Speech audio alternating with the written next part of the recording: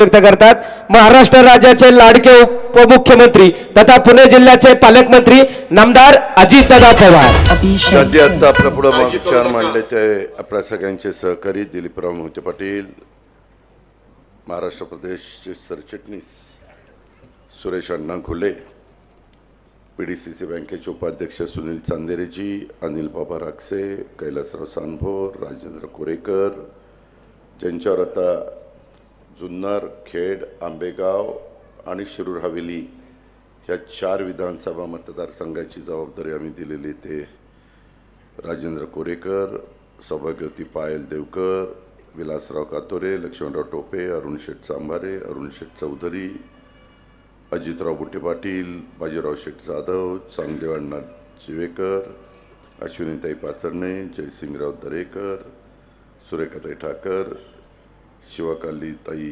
खेंगले, सखारामदादा शिंदे, आशिषदादा येळवंडे, पप्पू टोपे, काळूराम पिंजण, सुनील देवकर, दत्तात्रय टेमगिरे, धैर्यशील पानसरे।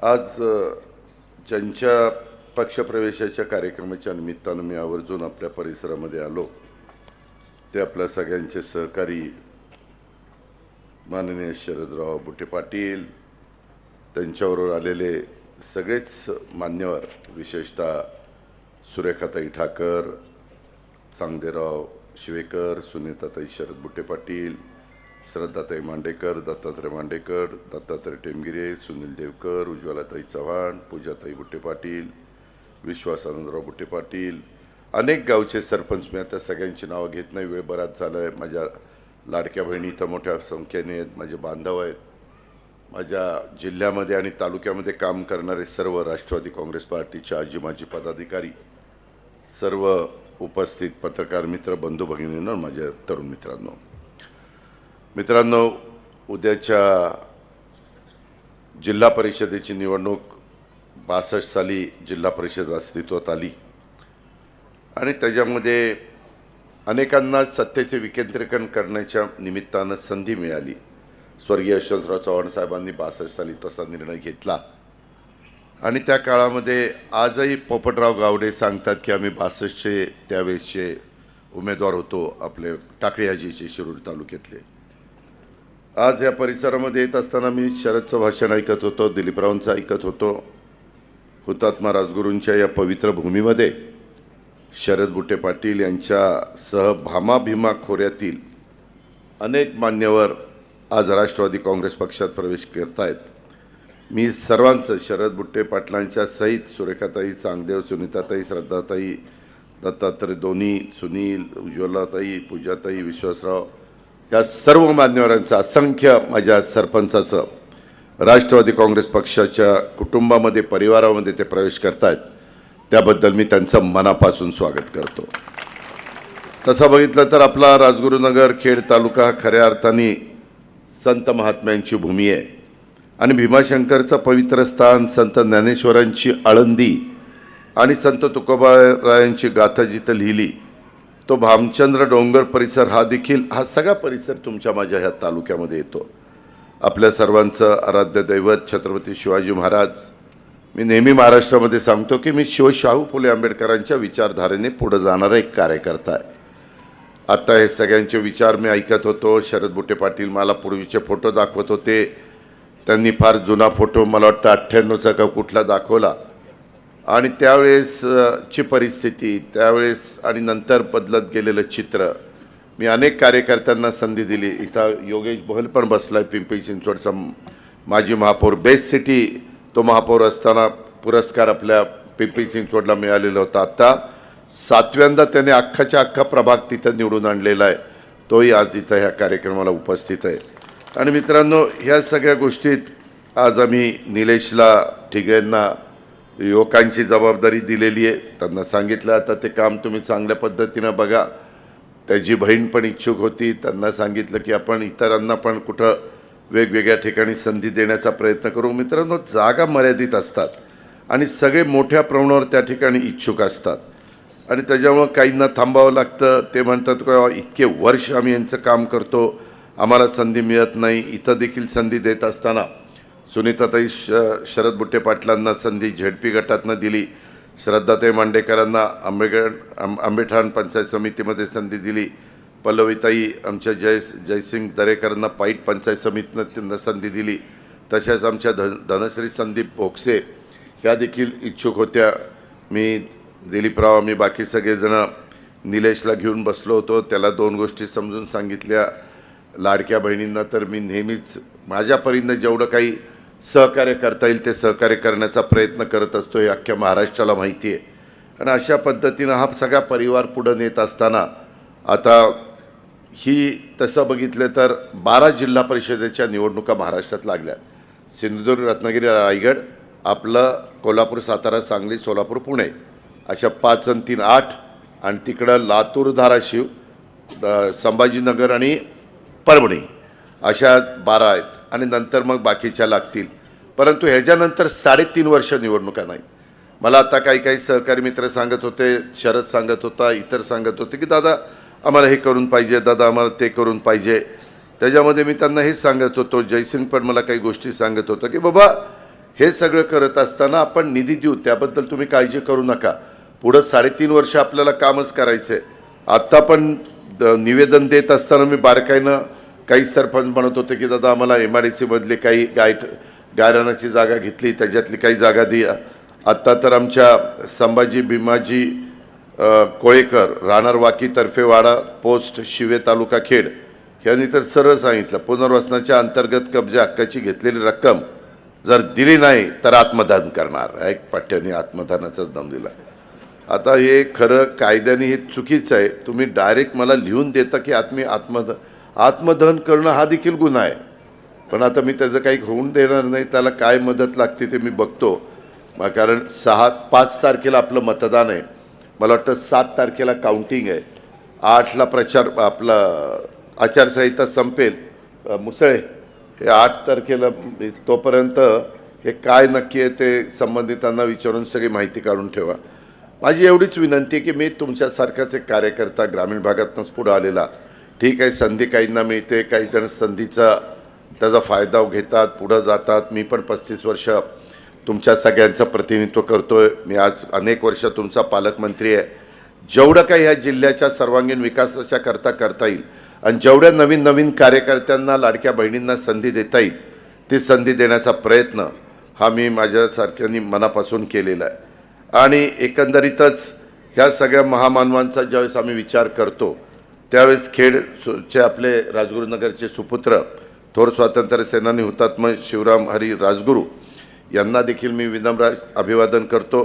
त्याचबरोबर या पक्षप्रवेशाच्या कार्यक्रमाच्या निमित्तानं अनेक माझे राष्ट्रवादी काँग्रेस पक्षाचे पदाधिकारी, कार्यकर्ते, इथल्या माता भगिनी, माय माऊली, लाडक्या बहिणी, तरुण मित्र या सर्वांचंच मी शरदनी सांगितलेली गोष्ट खरी की मी बरेच दिवसांनी ग्रामीण भागामध्ये सभेच्या निमित्तानं आलो आहे.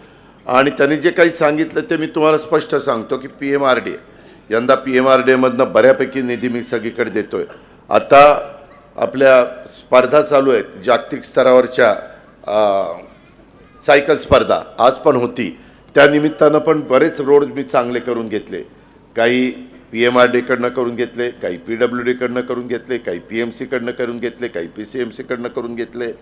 अशा पद्धतीनं आत्ता पण काही सांगत होते त्याही वेळेस DPDCचा बघता मित्रांनो आपला जिल्हा वार्षिक योजना, मी ज्यावेळेस सुरुवातीला मंत्री झालो त्यावेळेस 40 कोटी रुपयाचा जिल्ह्याचा जिल्हा वार्षिक योजना होती.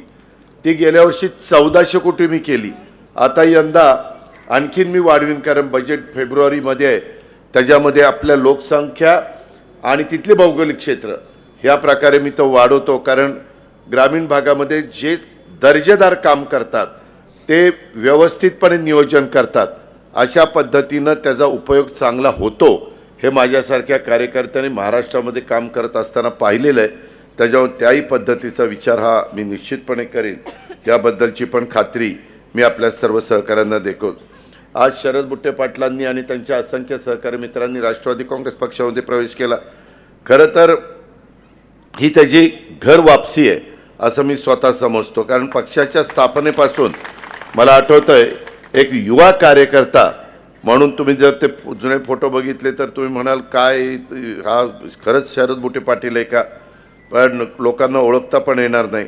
पण बाबांनी सुनीताताईंशी लग्न केल्यावर सुनीताताईंनी एवढं त्याला गोडधोड खायला घातलं की गडी गुटगुटीतच झालाय. कुठनंही बघा ना ती त्याला एकदम घालतो काय तर त्याच्यामुळं गमतीचा भाग जाऊ द्या. परंतु युवा कार्यकर्ते मी अनेक जोडण्याचा प्रयत्न केला आणि त्याच्यातून तो पक्षाशी जोडला गेला. त्याच्यावर खेड तालुक्याच्या युवक अध्यक्षपदाची पण जबाबदारी आम्ही दिली. त्यानं तिथं चांगलं काम केलं. त्याच्याच जोरावर त्याला 2 वेळेला जिल्हा परिषदेमध्ये सदस्य म्हणून आपण केलं. मला आठवतं सुनील आत्ता मला सांगत होता त्यावेळेस मला वाटतं मी 99 ते 2004ची गोष्ट होती आणि मी तिथला पालकमंत्री होतो. कुठला? आपल्या सातारचा. आणि सकाळी सकाळी माझ्याकडे आले, दादा काही करून शरदला तुम्ही कृषी सभापती काहीतरी सभापती पद द्या. मग ते मी म्हणलं ठीक आहे मी करतो, तुम्ही जावा. ते म्हणले नाही दादा कशावरून होईल. म्हणलं माझा शब्द आहे जावा. मग ते गेले आणि मग ते शरद तिथं त्या ठिकाणी झाला आणि त्याने कृषी आणि पशुसंवर्धन सभापती म्हणून तसंच त्याला गटनेता पण केलेला होता. आपल्या पक्षाचा एक गटनेता असतो जिल्हा परिषदेमध्ये, तेही काम त्यानं चांगलं केलं आणि त्याला जी जी जबाबदारी दिली ती त्याने चांगल्या पद्धतीनं त्या ठिकाणी पार पाडली. आणि ते खऱ्या अर्थाने तो पहिल्यापासून आमच्या राष्ट्रवादी काँग्रेस पक्षाच्याच तालमीमध्ये तयार झालेला एक मल्ल आहे आणि पक्षाने दिलेली जबाबदारी त्यांनी नेहमीच प्रत्येक जबाबदारी अतिशय चोखपणे पार पाडण्याचा प्रयत्न केला. मागच्या काही काळापासून काही कारणानं तो पक्षापासून दुरावलेला गेला होता. मात्र आज पुन्हा तो आपल्या परिवारामध्ये स्वग्रही येतोय याचा मला पण आनंद आहे. तो एक प्रभावी वक्ता आहे, त्याच्यामध्ये आपल्या सर्वांना परिचित आहे, त्याचा अभ्यास चांगला आहे. जाहीरनामा करणं किंवा काही ह्या ज्या जिल्हा परिषद तालुका पंचायतीच्या संदर्भामध्ये नवीन मुलांना मुलींना नवीन क्षेत्रातल्यांना काही अधिकची माहिती देण्याच्या करता त्याच्यातले बारकावे लक्षामध्ये घेणं आणि त्याच्याबद्दलची पुस्तकं काढणं हे पण त्यानं अतिशय चांगलं करून दाखवलं. जसं आम्ही चांगले कार्यकर्ते निर्माण करतो तसं इतर पक्ष पण चांगल्या कार्यकर्त्यांना आपल्याकडे खेचण्याचा प्रयत्न करतात आणि मध्ये शरदला पण इतर पक्षांनी त्याला बोलवलं. त्याचा फायदा जेवढा घेता येईल तेवढा त्यांनी घेण्याचा प्रयत्न त्या ठिकाणी केला आणि एकदम त्यांनी नेहमीच जी काही जबाबदारी घेतो ती चोखपणे पार पाडतो. पक्षाची भूमिका देखील त्यानं आजपर्यंत नेहमी दमदारपणे मांडण्याचं काम केलं आणि एकंदरीतच हे सगळं काम करत असताना पक्षाचा इथनं पुढं तो एक आवाज होईल. त्याच्यामध्ये आता राजेंद्र पण पूर्वी युवकांचा अध्यक्ष म्हणून त्यानं जिल्ह्यात काम केलं. मी यावेळेस जरा नवीन लोकांना पण संधी देण्याचा प्रयत्न करतोय आणि ह्या निवडणुका संपल्या की मी आपल्या सर्वांना सांगतो की पुढं 3.5 वर्ष लोकसभेपर्यंत कुठली निवडणूक नाही आहे. ह्या बारक्या म्हणजे कुठल्या सहकारातल्या येतील पण महत्त्वाच्या निवडणुका जनतेतनं निवडून द्यायच्या अशा 3.5 वर्ष नाही. मग त्यावेळेस मात्र आपल्याला आपले प्रश्न सोडवणं, पाठपुरावा करणं, ते चांगल्या पद्धतीनं कसे सोडवता येईल हे पाहणं. पंचायत राज आणि ग्रामीण विकास या क्षेत्रामध्ये देखील शरद बुट्टे पाटलाचा अतिशय चांगल्या प्रकारचा अभ्यास आहे. त्याचा हा अभ्यास आपल्या पक्षाच्या वाढीसाठी आणि एकंदरीतच जिल्ह्याच्या तरुणांच्या करता, माझ्या खेड तालुक्याच्या करता, आपल्या पुणे जिल्ह्याच्या 13 तालुक्याचा विकास करण्याच्या करता हा निश्चितपणे उपयोगी पडेल. आज ते पुन्हा आपल्या मूळ घरामध्ये म्हणजेच राष्ट्रवादी काँग्रेस पक्षामध्ये प्रवेश करतायत. आता पूर्वीपेक्षा अधिक जोमाने अधिक वेगाने त्यांनी सर्वांना बरोबर घेऊन पक्ष वाढवण्याचं काम करावं. मी नेहमी म्हणतो सर्व जाती धर्माला आपण बरोबर नेलं पाहिजे, जातीय सलोखा ठेवला पाहिजे, दुजाभाव केला नाही पाहिजे. हा आत्ता आलेला, हा नंतरचा, हा मजला, ज्याच्यात कर्तृत्व असेल, ज्याच्यात नेतृत्व असेल, ज्याच्यात वक्तृत्व असेल त्याला संधी दिली पाहिजे. अशा पद्धतीनं माझा स्वतःचा प्रयत्न असतो आणि आज त्याच्याबरोबर असंख्य सरपंच, आजी माजी किंवा काही जिल्हा परिषदेचे माजी सदस्य, माजी सभापती असे खूप जण ते आले. त्याचाही खूप मनापासून मला समाधान आहे. यांच्यासह विविध गावातील सरपंच तर आलेच पण विकास सोसायटीचे पण चेअरमन आले. अनेक पदाधिकारी हे राष्ट्रवादी काँग्रेस पक्षात येत आहेत. बेरजेचं राजकारण होतं आहे. शेवटी पक्ष मोठा होतो आहे, त्याच्यातनं आपली संघटना अधिक मजबूत होते आणि त्याच्यामुळे ह्या सर्वांचं मी मनापासून स्वागत करतो आणि आपल्या सर्वांना पुढील वाटचालीच्या करता शुभेच्छा देखील देतो.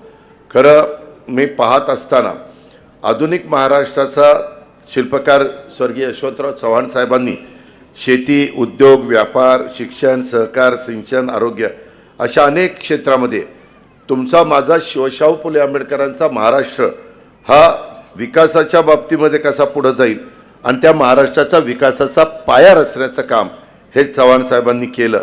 आणि ते काम करताना त्यांनी कला असेल, क्रीडा असेल, साहित्य असेल, सांस्कृतिकदृष्ट्या तुमचा माझा महाराष्ट्र समृद्ध करण्याचा प्रयत्न केला, घडवला. नाटक, चित्रपट, गायनासारख्या कलांना पण त्यांनी प्रोत्साहन दिलं आणि नंतर तेच काम आदरणीय पवार साहेबांनी केलं. आता आम्ही लोक ते काम करू पाहतोय, आमच्यानंतर पुढची पिढी ते काम करून पाहिल. शेवटी हे सतत कालचक्र चालतच राहणार आहे आणि त्याच्यातून आपलं भलं कसं होईल, आपला मधला समाज निर्व्यस्ती कसा होईल, चुकीच्या रस्त्याने कसा जाणार नाही. आज मी दिलीप मोहितेंचं भाषण ऐकत होतो, इतके वेगवेगळे दाखले देत होते आणि ते सगळं खरंच सांगत होते. तुम्हालाही पटत होतं, तुम्ही हसत होता. अहो, एक एक ट्रेन करतात, 1-1 कोटी रुपये त्या ट्रेनचं भाडं होतं. जायचं यायचं ते देवदर्शनाला नेतात. परंतु ही गोष्ट खरी आहे की एवढ्या मोठ्या प्रमाणावर कधी पण महिलांना किंवा पुरुष मंडळींना इतकं एकत्रपणे बाहेर जाण्याची संधी मिळाली नव्हती. पूर्वीचं खर्च, मी कालच कुणाला तरी म्हणत होतो, 91ला मला खासदारकीचं तिकीट दिलं. मित्रांनो, तुमचा विश्वास बसणार नाही. इथं वारकरी संप्रदायातले बरेच लोक आहेत, आमचे इतर मान्यवर आहेत. मी 3.5 लाख रुपयामध्ये त्यावेळेस खासदार झालो होतो. माझा खर्च तर होता 3,50,000. आता जे आलं एका जेवणाला 3,50,000 पूर्ण. काय बोलायचं. लोकसभेला अर्थात 91ची गोष्ट, ह्या गोष्टीला 35 वर्ष झाली. त्यावेळेस असणारे रुपयाची किंमत, त्यावेळेस आता आम्ही आमच्या लहानपणी ती एक आण्याला पण बरंच काही मिळायचं. म्हणजे पतंग देखील आम्ही उडवायचो, त्याच्यात 5 पैशाला पतंग मिळायचा. आता ते रुपयात मिळतो. असं ते सगळे चित्र बदलत गेलं. आपला परिसर पूर्वी कसा होता, MIDC आल्यामुळं इथं काय जमिनीच्या किमती झाल्या. आज सोन्याच्या पेक्षा जास्तीचा दर इथल्या जमिनीला यायला लागला आहे. त्याच्यात काही काही जण क्लुप्त्या करतात, कुठंतरी काहीतरी वेगवेगळ्या पद्धतीनं गोष्टी कानावर येतात. ते पण होता कामा नये. अशा पद्धतीनं एकंदरीत चित्र चाललं आहे. काळानुरूप तुम्हाला मला बदलावं लागतं. पूर्वीच्या जिल्हा परिषदेच्या शाळा, आताच्या जिल्हा परिषदेच्या शाळा, आत्ता यांनी पुस्तक शरदनी काढलं आहे, त्याच्यामध्ये CSR. पूर्वी तुम्हाला CSR माहिती नव्हता, परंतु ज्या कंपन्या भरपूर प्रॉफिट कमवतात त्यांना त्यांच्या नेट प्रॉफिटच्या 2% रक्कम CSR म्हणून खर्च करावी लागते. आता ते गौतमबाई परवा बारामतीत आले होते, त्यांचा वर्षाचा CSR 1,000 कोटी आहे. म्हणजे किती नफा कमवत असतील ते बघा. आणि ते म्हणले की 3 वर्षांनी माझा CSR साधारण 3,000 कोटी रुपये होईल. म्हणजे 1.5 लाख कोटी रुपये नेट प्रॉफिट त्यांच्या सगळ्या कंपन्यांना होईल. 1.5 लाख कोटी. त्यावेळेस 3,000 कोटी रुपये ते CSR म्हणून खर्च करणार आहेत. अशी पण माणसं आहेत. आज इथं आम्ही गेलेलो होतो एका ऑफिसचं उद्घाटनाच्या करता, तेव्हाही मी बघितलं खूप फरक पडला. पूर्वीचा प्रचार कसा होता आणि आताचा प्रचार कसा होतोय. आज आम्ही जुन्या नव्यांची मोठ बांधत पुढे जाण्याचा प्रयत्न करतोय. आपली 73 जिल्हा परिषदेचे सदस्य आहेत. आपल्या 13 पंचायत समिती आहेत. सगळ्यात मोठी पंचायत समिती माझी राजगुरुनगर खेडची आहे, 16ची. तशीच आमची जुन्नरची आहे, 16ची. आणि मला वाटतं इंदापूरची बहुतेक आहे 16ची. ह्या 3. माझी बारामतीची 12चीच आहे. कारण माझ्या इथं आता नगर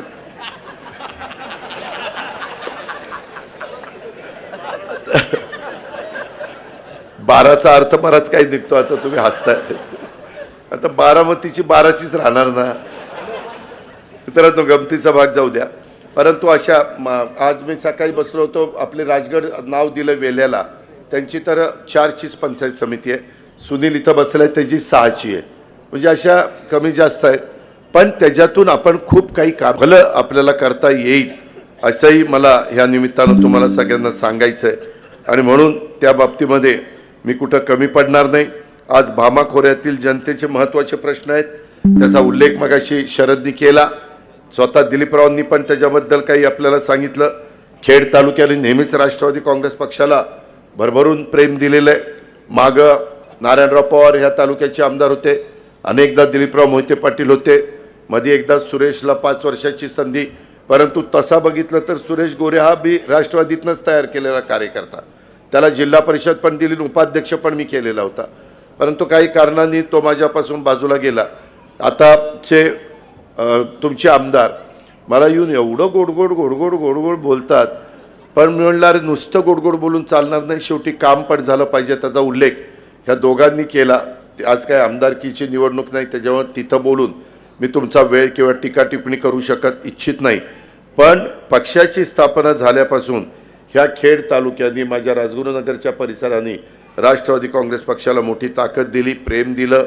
त्यामुळे खेड तालुका हा एक राष्ट्रवादीचा बालेकिल्ला म्हणून समजला जातो. मी देखील इथला आदिवासी भाग असेल, डोंगरी भाग असेल, किंवा मगाशी त्यांनी भामा अस्केडच्या बद्दल जे काही प्रश्न निर्माण झाले होते, ते पाटील कसा कॉन्ट्रॅक्टर होता ह्यांनी बघितले. सर्किट हाऊसला जुन्या मी बोलून घ्यायचो, इतका गबाळा होता की काही विचारलंच नाही. पण त्याच्यातनं आपण कसा तरी मार्ग काढला. पण ते पाणी आपल्याला शेतीच्या ऐवजी शेवटी पुण्याला आणि पिंपरी चिंचवडला प्यायला द्यावं लागलं. शेवटी कुणी राज्यकर्ते असले तर पहिलं पाणी प्यायला माणसांनाच देणार ना. आज आपली धरणं कमी पडायला लागली, त्यामुळे आता मुळशीचं पाणी आणतोय, प्यायला कसं मिळवता येईल, टाटाची पाणी प्यायला कसं मिळवता येईल, हाही प्रयत्न आपला चाललेला आहे. मला विधानसभेच्या निवडणुकीमध्ये खरं खेड तालुक्याच्या जनतेने वेगळा विचार केला. मी त्यावेळेस तुम्हाला बोलून दाखवलेलं होतं की तुम्ही तुमची जबाबदारी पार पाडा, पुढची जबाबदारी मी पार पाडीन. मात्र ठीक आहे, लोकशाही आहे, मी त्याच्या खोलात जास्त जात नाही. परंतु आता तुमच्या लक्षात आलेलं आहे, शेवटी विकास करणारे आम्ही माणसं आहोत. आम्ही थोडंसं कडक बोलत असू, आम्ही शब्दाचे पक्के आहोत. आम्ही कधी कुणाचं चुकलं तर त्याला असं का चुकलं अशा पद्धतीचा जाब विचारत असू. आणि माझी तुम्हाला सांगणं आहे की आत्ता मात्र ही चूक तुमच्या लक्षात आली. आता येथील मतदार येणाऱ्या प्रत्येक निवडणुकीमध्ये तुम्ही माझ्या लाडक्या बहिणींनी पण घड्याळाच्या चित्राच्या शेजारचं बटन दाबण्याचं काम करावं, माझ्या बांधवांनी पण तशा पद्धतीनं करावं. आज आम्ही इथं उमेदवार देत असताना सुनीताताई शरद बुट्टे पाटलांना दिलं आहे, श्रद्धाताई दत्तात्रय मांडेकरांना दिलं आहे, पल्लवी जयसिंग दरेकरांना दिलं आहे. ह्यांच्याच तोडीच्या आमच्या धनश्री संदीप बोक्सेला पण थांबायला लागलं. पण ठीक आहे, आम्ही तिथं दुसरीकडे तिला संधी त्या ठिकाणी देऊ. तुम्ही काळजी करू नका, तुम्ही संधीचं सोनं करा. तुमचं कसं उद्याच्याला संघटनेमध्ये तुम्हाला सामावून घ्यायचं का आणखीन कुठं सामावून घ्यायचं ते काम आम्ही सगळे मिळून त्या ठिकाणी करू. आज मात्र एकंदरीतच काम करत असताना इथल्या जनसामान्यांना ह्या सगळ्या माझ्या लाडक्या बहिणींनी सावली कशी त्या ठिकाणी मिळेल, आधार कसा मिळेल, एक गोड फळ देणारा हा आपला राष्ट्रवादी काँग्रेस पक्षाचा वृक्ष आपण इथं निर्माण केलेला आहे. आणि तो बहरण्यासाठी आपल्या सर्वांना आता कंबर कसली पाहिजे. वेळ फार कमी आहे. आज तारीख आहे 19, उद्याच्या 5 तारखेला मतदान आहे आणि त्याच्यामुळं इतका कमी काळ आहे, अवघा मला वाटतं 15 दिवस राहिलेले आहेत. आणि बघ फटफट दिवस त्या ठिकाणी जातील. सगळ्यांनी ती जबाबदारी घेतली पाहिजे. मला तिकीट मिळालं तरच चांगलं, दुसऱ्याला मिळालं तर मी उगीच घरात बसायचं, काय नाही आजारी पडलोय, काय नाही इकडं चाललोय तिकडं चाललोय असं करू नका. सगळेजण उमेदवार ह्या भावनेतनं तुम्ही सगळ्यांनी काम करावं अशा पद्धतीनं माझी विनंती आहे. आज भामाखोरं हा तसं बघितलं तर शेती आणि उद्योग आणि पुणे महानगरपालिकेच्या आणि पिंपरी चिंचवडच्या पण पाणी पुरवठ्यासाठी अत्यंत महत्त्वाचा भाग झालेला आहे. मात्र विकासाच्या नावाखाली इथल्या स्थानिक नागरिक मूलभूत प्रश्नांकडं थोडंसं दुर्लक्ष त्या ठिकाणी झालेलं आहे. मी आता ट्रॅफिकच्या प्रश्नामध्ये लक्ष घातलेलं आहे. माझे उद्याची 6 तारीख एकदा संपली, 7 तारीख की मग माझं अर्थसंकल्प पण आपण महायुतीचा सादर करणार आहे आणि त्याच्यातून मग सगळी नवी टीम कामाला लावून ह्या सगळ्या कामाला गती देऊन मग सकाळी 6 वाजल्यापासून त्या वेगवेगळ्या भेटी ह्याच्यामध्ये हे बाकीचे पण सगळेजण पाठपुरावा करतील आणि मी पण वेळ त्या बाबतीमध्ये देईल. अशा पद्धतीनं आपल्या स्थानिक नागरिकांच्या ज्या मूलभूत प्रश्नांच्याकडं ह्या काळामध्ये दुर्लक्ष झालेलं आहे, ती जी काही स्थानिकांची भावना आहे, तुमचा लोकप्रतिनिधी सत्ताधारी पक्षाला एक आवाज उठवण्याचं काम दिलीपराव मोहिते पाटील करत होते, तसं आता काम दुर्दैवाने होत नाही आहे. आणि आपल्या भामा आस्केड धरणाच्या कालव्याऐवजी आपल्याला चाकणच्या एमआयडीसीला, पुण्याला, पिंपरी चिंचवडला अशा पद्धतीनं आपलं पाणी वळवलं गेलं आणि शेतकऱ्यांच्या शेतीचा आणि रोजगाराचा पण त्याच्यातनं एक आधार हा हिरावला गेलेला आहे.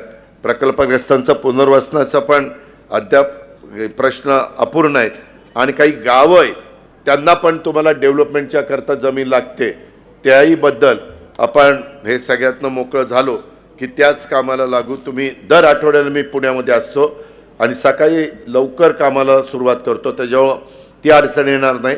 आणि मला उगीच मीटिंग रेंगाळ ठेवायची असं आवडत नाही. प्रशासनाचं ऐकायचं, आपले कार्यकर्ते आलेले असतात, लोकप्रतिनिधी असतात, त्याचं ऐकायचं, दोघांचं ऐकून फटकन निर्णय द्यायचा आणि पुढचा विषय त्या ठिकाणी घ्यायचा. मला या पुनर्वसनाच्या बद्दल सर्व बाधित कुटुंबांचं तात्काळ आणि न्याय पद्धतीनं पुनर्वसन कसं होईल याहीबद्दल आपण काम करू. शेती, घर, रोजगार आणि मूलभूत सुविधांची हमी ही आपल्या इथल्या मुलांना मुलींना कशी देता येईल. चाकण औद्योगिक वसाहत टप्पा क्रमांक 2 मधील काही गावांचे प्रश्न हे पण मला दिलीपरावांनी सांगितले, शरदनी सांगितले, इतरांनी सांगितलेत. त्याच्यामध्ये कचरा व्यवस्थापनाचा अभाव आहे, आरोग्य आणि पर्यावरणाला त्याच्यामुळे माझ्या ग्रामीण भागातल्या आणि इथल्या लोकांना धोका निर्माण झालेला आहे. सांडपाणी निचऱ्याची योग्य व्यवस्था नसल्यामुळे देखील गावामध्ये खूप प्रदूषण आपल्याला पाहायला मिळते. औद्योगिक वाहतुकीची मुळे तीव्र वाहतुकीची कोंडी निर्माण झालेली आहे, त्यानं एक सगळेजण त्रासून गेलेत. पण त्याच्याबद्दल आम्ही निर्णय घेतले, त्याला थोडासा वेळ लागेल, पण ही कामं कशी गतीनं करता येईल. मी मला DPDCमध्ये साधारण 3 नगरपालिका ह्या इंदूरच्या धर्तीवर मला करायच्या स्वच्छतेच्या बाबतीत. मग मी त्याच्यात काय केलं, शिरूर लोकसभा मतदारसंघातली चाकणची नगरपालिका निवडली, मावळ लोकसभा मतदारसंघातली लोणावळ्याची निवडली आणि बारामती लोकसभा मतदारसंघातली बारामतीची निवडली. ते पहिल्यांदा 3 व्यवस्थितपणे करतो आणि एकदा तिथं मला यश मिळालं की त्याचं अनुकरण बाकीच्या ठिकाणी कसं करता येईल याबद्दलचा माझा स्वतःचा प्रयत्न राहील. भामा नदी प्रदूषण आणि पाणी पुरवठा प्रश्न हाही एक प्रश्न एकदम ऐरणीवर आहे. त्याच्याहीबद्दल किंवा नदीकाठच्या सर्व गावांना MJPच्या पाणी योजनेचा कसा समावेश करून घेता येईल. औद्योगिक सांडपाण्यावर कठोर नियंत्रण आणून पर्यावरणाचं कसं संरक्षण त्या ठिकाणी करता येईल. मित्रांनो, मी पण मला वाटतं आत्ता 8व्यांदा बारामतीचा आमदार झालो, त्याच्यामुळे मला आता त्याच्यात इतका अनुभव आला आहे कशा पद्धतीनं कामं करायची. आता कुठला अधिकारी मला असं सांगू शकत नाही की हे जमू शकत नाही, कारण आम्ही पहिल्या 5 वर्षात, दुसऱ्या 5 वर्षात असं प्रत्येक पंचवार्षिकला बरंच काही त्याच्यामध्ये शिकत गेलो आणि इथपर्यंत आम्ही त्या ठिकाणी पोचलेलो आहे. त्यामुळे मला लाडक्या बहिणींना पण सांगायचं आणि माझ्या बांधवांना पण सांगायचं आहे की आपण काळजी करू नका. तरुणांच्या करता पण CIIT आम्ही त्या बाबतीमध्ये आणलेलं आहे. खूप काही गोष्टी ह्या आपण करतोय. आपलं बजेट 8.5 लाख कोटीचं बजेट आहे, त्याच्यामुळं तुम्ही त्याबद्दलचा विचार करू नका. तुम्ही फक्त चांगल्या लोकांच्या पाठीशी राहा. मी आपल्या जिल्ह्याचा नावलौकिक वाढवण्याच्या करता जेवढं काही मला कष्ट घेता येईल तेवढे मी कष्ट घेईल. तुमची मला आशीर्वाद पाहिजे, तुमची मला साथ पाहिजे, हे मात्र माझं हात जोडून तुम्हाला सगळ्यांना विनंती करायची आहे. आणि त्याच्यामुळं आपलं जे काही मागच्या अनेक वर्ष पवारसाहेबांनी ह्या जिल्ह्याचा नावलौकिक हा देश पातळीवर पोहोचवलेला आहे. आत्ता मी तुम्हाला विनंती करतोय, खेडकरांनो, राजगुरुनगरकरांनो, बारामतीमध्ये काल शनिवारपासून कृषक अतिशय चांगल्या प्रकारचं प्रदर्शन भरवलेलं आहे.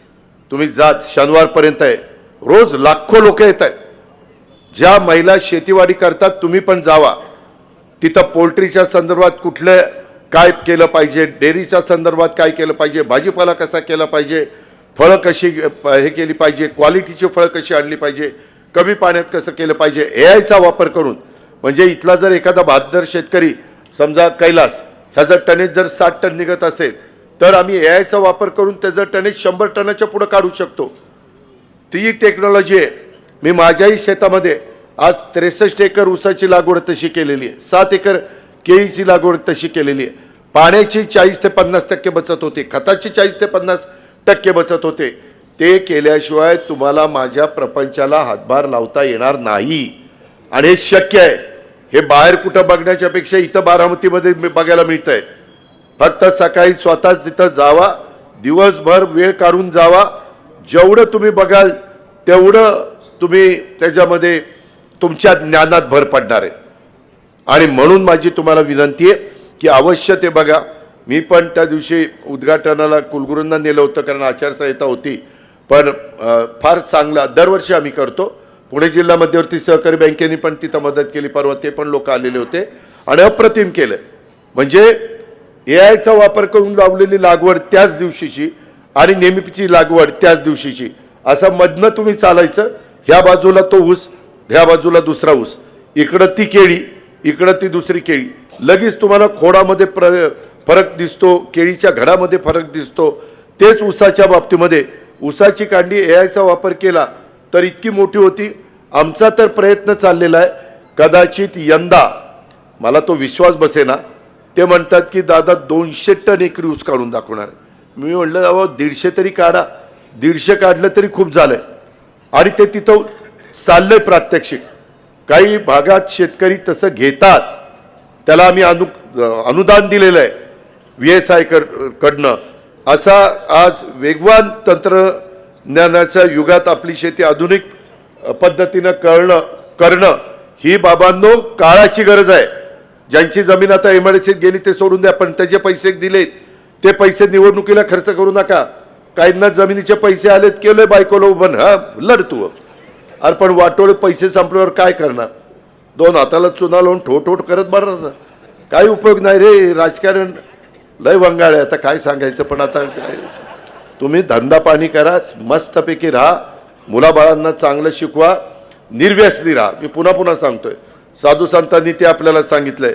हे सगळं एआयचा वापर उत्पादकता वाढवण्याच्यासाठी आणि बाजारपेठेत जगाच्या त्या स्पर्धेत टिकून राहण्यासाठी आपण वैज्ञानिक दृष्टिकोन हा स्वीकारला पाहिजे. याच पार्श्वभूमीवर राज्य सरकारने पण कृत्रिम बुद्धिमत्ता त्याला म्हणतात, इंग्लिशमध्ये आर्टिफिशियल इंटेलिजन्स, अत्याधुनिक तंत्रज्ञानाच्या मदतीने शेती सुधारण्यासाठी भरीव पावलं उचलली जातात. ड्रोन रिमोटवर जातो, फवारा करतो. अहो त्या स्क्रीनवर दिसतं. तुमचा जर 5 एकराचा प्लॉट असेल तर कुठं काय कमी दिसतंय ते तेवढ्या पुरतंच दिसतं आणि तुम्ही लगेचच जाऊन तिथं ट्रीटमेंट द्यायची. फार उत्तम आहे, तुम्ही जावाच, माझा आग्रह आहे. जरा स्वतःच्या खर्चाने, आता इतकं लांब कुठं जाऊन आलं, एकदा तिथं तरी जावं हो ना. म्हणजे एक तिथलं बाकीच्या कामाला जायचा तुमचा अधिकार आहे, पण एकदा तिथं जाऊन पहा. रोज लाखो गाड्या तिथं येत आहेत, प्रचंड तिथं, आणि व्यवस्थित पहा असं माझी तुम्हाला विनंती आहे. अधिक न बोलता ह्या निवडणुकीच्या निमित्तानं पंचायत समिती वन साइड राष्ट्रवादी काँग्रेस पक्षाची आपल्या खेड तालुक्याची आली पाहिजे. आणि या सगळ्या आमची लाडक्या बहिणी आणि आमची भावंड, निलेश तुलाही मी सांगतो, तुम्ही पण आता सगळेजण मिळून जीवाचं रान करा बाबा. तू पण तिथं ऐकायलाच, तुम्ही सगळेजण. आता मगाशी एकाने निवेदन दिलंय त्या अरुणला काहीतरी कुठंतरी संधी द्या. मी संधी देतो, तुम्ही माझे उद्याच्याला सगळे निवडून द्या, मी बरोबर संधी देतो, तुम्ही काळजीच करू नका. मागं तुम्ही कमी निवडून देऊन देखील जिल्हा परिषदेचं अध्यक्षपद तुम्हाला दिलं होतं. तुम्ही पानसरे निर्मलाताईला 2च दिले होते तुम्ही, पण मी बाकीकडनं जास्त आणले निवडून. आता तसं करायला नको, मी बाकीकडनं आणीन पण तुम्ही पण भरभरून द्या ना, मग मी तुम्हाला भरभरून देईन. पुन्हा टीव्हीला दाखवतील अजित पवारांनी आचारसंहितेचा भंग केला, ही भरभरून दिलं तर मी भरभरून देईल. मी काय भरभरून देईल? तुम्ही मला भरभरून मतं दिली तर मी